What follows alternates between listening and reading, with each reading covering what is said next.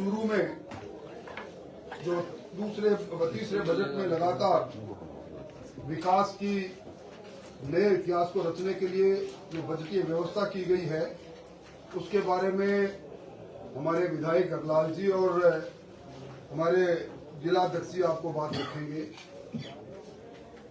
राजस्थान के अंदर सबसे बड़ी बात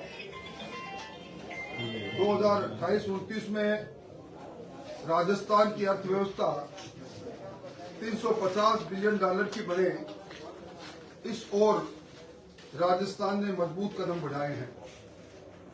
देश की अर्थव्यवस्था 28-29 में दुनिया की तीसरी अर्थव्यवस्था बने, इसमें राजस्थान का अंश भी एक अच्छा रेखांकित होगा। राजस्थान के अंदर कांग्रेस की जो अंतिम बजट था राजस्थान की अर्थव्यवस्था में, उससे 41.39% का बढ़ोतरी ये बात सिद्ध कर रही है कब राजस्थान विकसित राज्यों की श्रेणी में खड़ा हो गया। 21,52,000 की हमारी बड़ी अर्थव्यवस्था, और इस अर्थव्यवस्था में हमारे कृषि का योगदान, हमारे सर्विस सेक्टर का योगदान सबसे बड़ा योगदान है। और राजस्थान के अंदर सबसे बड़ी बात खुशहाली का जो प्रतीक है, राजस्थान की प्रति व्यक्ति आय भी जो कांग्रेस के समय 1,67,000 थी, वो बढ़कर इस वर्ष 2,02,000 हो गई। तो सबसे बड़ा सवाल है कि राजस्थान में आधारभूत संरचनाएं, गांव में सड़कें, गांव में विद्यालय, चिकित्सालय, हमारा बिजली का तंत्र, हमारे चिकित्सा और सामाजिक व्यवस्थाओं में अन्य व्यय, इस हेतु जो आधारभूत संरचनाओं को मजबूत करने के लिए इस बार 1 लाख करोड़ का प्रावधान हुआ है। मैं 35 वर्ष तक मैंने अलग अलग मुख्यमंत्रियों के बजट को देखा है, बजट के विश्लेषण को भी किया है, विधानसभा में भी किया है, पर इस बार पूंजीगत व्यय में 53,900 करोड़ रुपए और हमारे राजकीय उपक्रम और संस्थाओं के माध्यम से 51 लाख रुपयों का खर्च होना एक वर्ष में, ये बदलते राजस्थान को नया स्वरूप देगा। इस बार कृषि बजट के अंदर भी कुल मिलाकर किसान और किसानी पर 1,19,000 का व्यय करने का जो प्रस्ताव दिया है वो अपने आप में एक उदाहरण है। पहली बार ग्रीन बजट प्रस्तुत किया गया और उसमें भी 33,415 करोड़ का प्रावधान किया गया। 10 करोड़ हमारे पौधे लगाने की बात कही। पर्यावरण की शुद्धता के लिए अनेकों कार्यक्रमों को हाथ में लिया गया। अरावली जो एक तरह से हमारी सीमा की रक्षक की पर्वत श्रृंखला है, उसको हरा भरा करने के लिए एक बड़ी योजना हाथ में ली गई। और सबसे बड़ी बात है कि राजस्थान में अब तक सबसे ज्यादा जो सामाजिक सुरक्षा, जिनको हम कहते हैं वनरेबल, जो हमारे लोग हैं, छोटे लोग हैं, मध्यम वर्ग से नीचे के लोग हैं, 91 लाख लोगों को सरकार पेंशन दे रही है, जिसकी राशि 28,400 करोड़ रुपए है।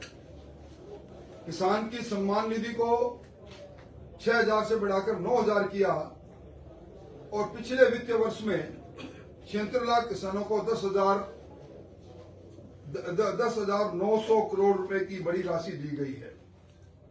राजस्थान के अंदर इन 2 वर्षों में सिर्फ सड़कों पर 27,860 करोड़ रुपए खर्च करके 16,400 किलोमीटर सड़क बनाई गई है। 19,200 मेगावाट हमने विद्युत क्षमता और अधिक ली है, प्राप्त की है, सर्जित की है।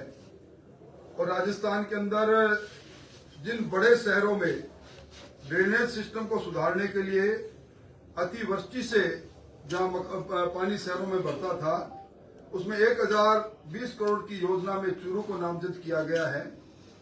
और हमारा दोनों का प्रयास रहेगा इस योजना में अभी तक मोटे मोटे जो 40 करोड़ का प्रावधान किया गया इसको बढ़ाकर कम से कम 100 करोड़ हो, इसके लिए मुख्यमंत्री से बात करके इस ड्रेनेज की योजना और ड्रेनेज की व्यवस्था को चूरू शहर में सुदृढ़ करने का काम करेंगे।